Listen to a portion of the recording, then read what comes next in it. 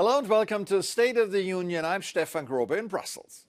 When Hungarian Prime Minister Viktor Orban traveled to Russia and China on a self-assigned peace mission recently, he should have known that he would risk a backlash among his colleagues in the European Council. And so it happened. This week was payback time. At the Foreign Affairs Council, the EU's top diplomat delivered a blistering rebuke against Orban and accused the newly minted rotating council president of disloyalty.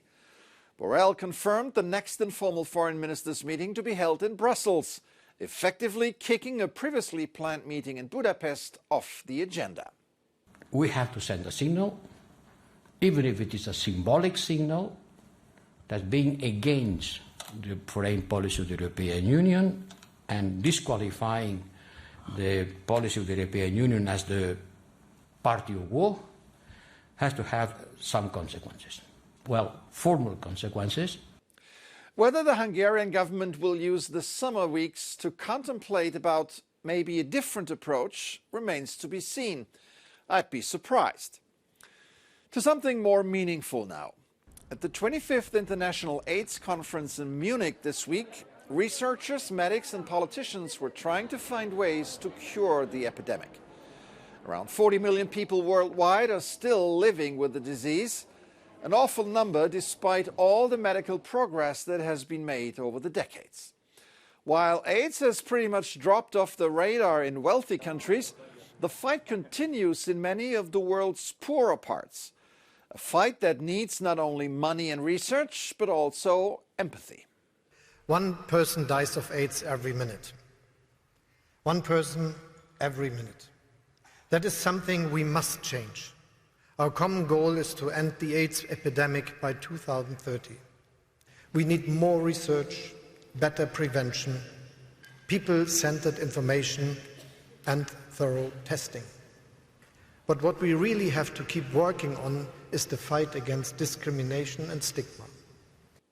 Speaking of a danger to health, the European Cockpit Association of Commercial Pilots launched an ad campaign in Brussels airport bathrooms this week to raise awareness of what they believe to be a massive safety risk.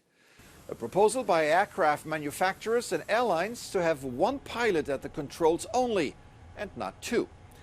The idea has sparked massive resistance among pilots and is currently being evaluated by the European Aviation Safety Agency.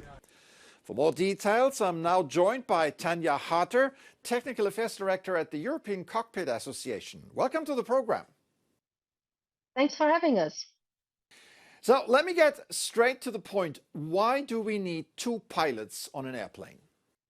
Two pilots on an airplane are there for a reason. We do have all the systems, everything on an aircraft at least twice. That includes the pilots. Pilots have very distinctive roles. They work together very closely, communicate all the time, and that's how they solve problems and operate a flight. So it's always two that are doing this and are thinking about what's ahead and what the issues are.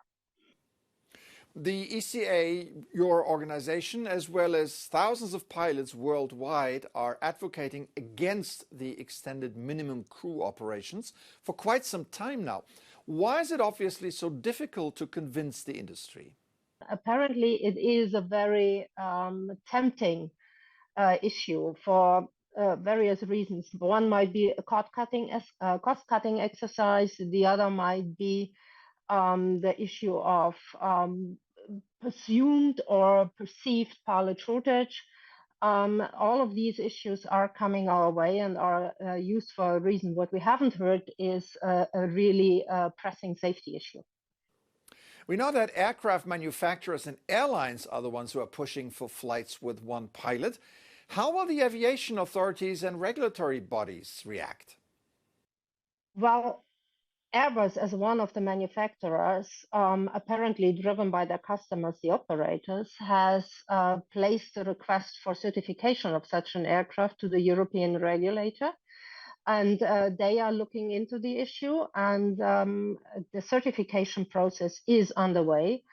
And on top of that, or accompanying to that, they will start rulemaking, accompanying the whole thing, all the operational side of the house, as far as we know, this fall. So the call for experts has been out, and we are waiting for the rulemaking to start, but it is definitely the plan.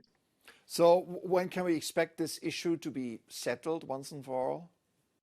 Well, that is a very good question. The rulemaking is supposed to start in the fall. If you look at the European Plan for Aviation Safety, which is the timeline we are working with, they want to put it into operation as soon as 2027. All right, we'll be monitoring this closely. Tanja Harter there from the European Cockpit Association. Thank you so much for your insights today. Thank you very much for having us. It might be necessary these days to tell pilots about a stunning phenomenon in Cyprus. There, the small community of Messana has been swarmed by tens of thousands of migrating swallows. The birds are resting on utility poles and high voltage lines. Why the swallows gather there only between 6 and 8 in the morning and then scatter is a mystery.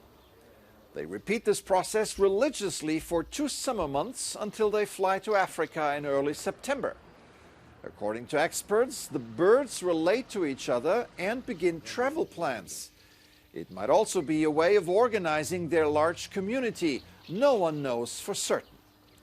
Local lore has it that it brings bad luck to those who try to anger the birds.